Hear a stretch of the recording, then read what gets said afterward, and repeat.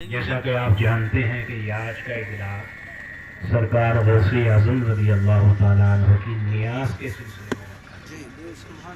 یا اللہ ہمیں اور آپ سب کو سرکار غوث اعظم کے فیضان سے مالا مال فرمائے۔ میں صرف سرکار غوث اعظم رضی اللہ تعالیٰ عنہ کی منقبت کے چند اشعار پیش کر رہا ہوں جو میرے والد گرامی پیر طریقت رہبر راہ شریعت حضرت علامہ الحاج مفتی سید شاہد میاں صاحب رحمۃ اللہ تعالی علیہ بارہا پڑھا کرتے تھے، جو حضرت استاد زمن حضرت حسن رضا خان صاحب علیہ الرحمہ کے قلم کے شاہکار ہیں۔ ایک بار دروشی پڑھ لیجیے۔ اللہم صلی علی سیدنا مولانا محمد ماد الجود والکرم وعلی آلہ وبارک وسلم۔ صلاۃ و سلام علیک یا رسول اللہ، یا رسول اللہ صلی اللہ تعالی علیہ وسلم۔ اسیروں کے مشکل کشاغوں سے آزم، سبحان اللہ سبحان اللہ کے مشکل کشاغوں سے آزم، اسیروں کے مشکل کشاغوں سے آزم، اسیروں کے مشکل کشاغوں سے آزم، اسیروں کے مشکل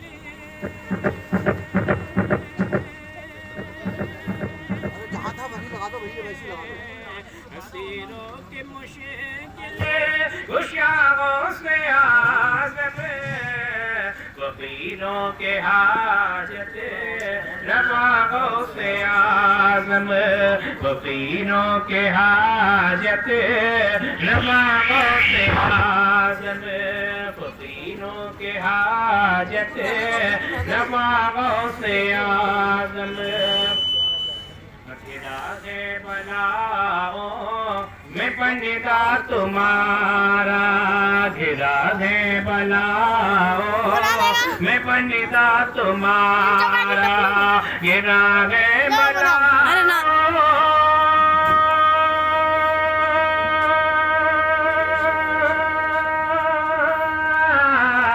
گھرا ہے بلاؤں میں بندہ تمہارا، مدد کے لیے آ یا غوث اعظم، سبحان اللہ، مدد کے لیے آ یا غوث اعظم، مدد کے لیے آ یا غوث اعظم۔ مریدوں کو خطرہ نہیں مگر غم سے، مریدوں کو خطرہ نہیں مگر غم سے، مریدوں کو خطرہ نہیں مگر غم سے، مریدوں کو خطرہ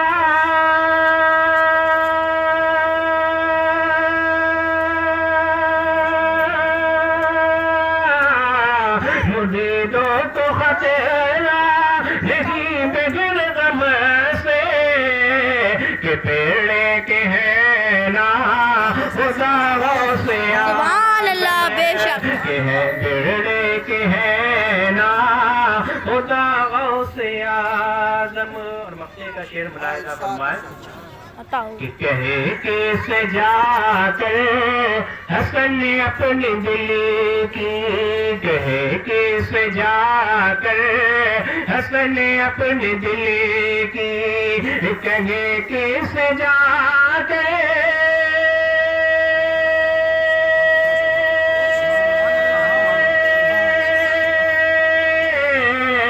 کہے کس جا کر حسن اپنے دل کی، سنے کون تیرے سوا غوث اعظم، سبحان اللہ، سنے کون تیرے سوا غوث اعظم۔ حضرات ایک بات اور یہ کہ میرے والد گرامی نے آج تک جتنے حضرات کو بھی خلافت دی الحمدللہ تمام ہی لوگ عالم دین ہیں، کچھ مفتیان کرام ہیں۔ یہ فقیر اپنے والد کی بات کو اور اپنے والد کی روش پر چلتے ہوئے میں کوشش کر رہا ہوں کہ حضرت علامہ مفتی گووند قادری صاحب کو سلسلہ عالیہ قادریہ رضویہ اور جو میرے والد گرامی کا سلسلہ ہے سلسلہ شعریہ بشیریہ اس کی خلافت دیتا ہوں. حضرت کو میں نے